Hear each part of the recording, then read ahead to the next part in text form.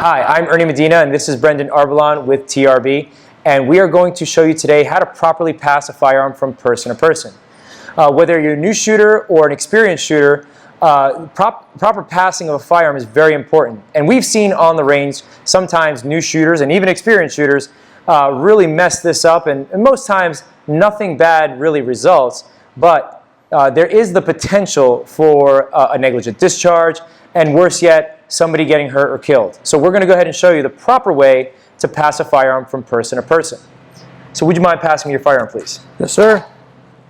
He's going to go ahead and eject the magazine, and then he's going to go ahead and lock the slide to the rear, visually and physically inspecting that that chamber is empty. And he's going to say to me, "Clear," and then he's going to pass it to me in a manner where I can easily grab it. So I'll go ahead and grab the grip. And he's passing it to me as well in a safe direction. The firearm's pointed in a safe direction. So I will repeat the process. I'll visually and physically inspect that there's nothing in the chamber. My fingers straighten off the trigger, and I'm going to say back to Brendon, "Clear." And now I've communicated to him that I've checked it, and then I am now in control of this firearm. And that Brendon has relinquished said control to me. Okay? So passing it back to him, again, I'll repeat the process. Visually and physically inspect. "Clear." "Clear." And now I know that I've relinquished control of that firearm back to him. Okay? So every time it gets passed, it gets checked twice. Okay? Now, what happens if you have somebody that is either unable or unwilling to check the firearm? Okay? And that's typically you see probably at an indoor range or anything like that.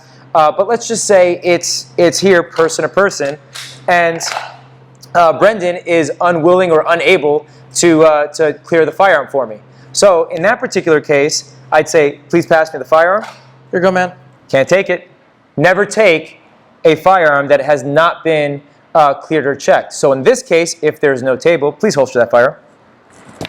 Okay, would you do me a favor and defeat the retention? Okay, I'm going to go ahead and take control of that firearm. I'll grab it out of the holster.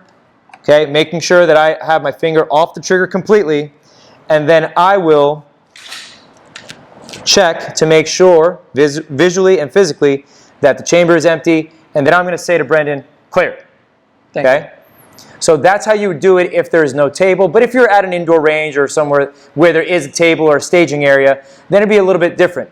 I would ask Brendon to put the firearm pointed downrange on the table, so that way I can go ahead and grab it from there and then go ahead and clear it that way. So at least it gets checked by the receiving party is really the point.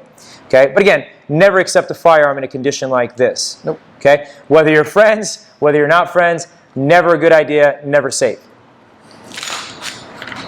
Clear? Clear. And that's how you properly pass a firearm from person to person. Hope you enjoyed the video, and if you did, like and subscribe with the buttons below, and hit that bell to be alerted for future videos.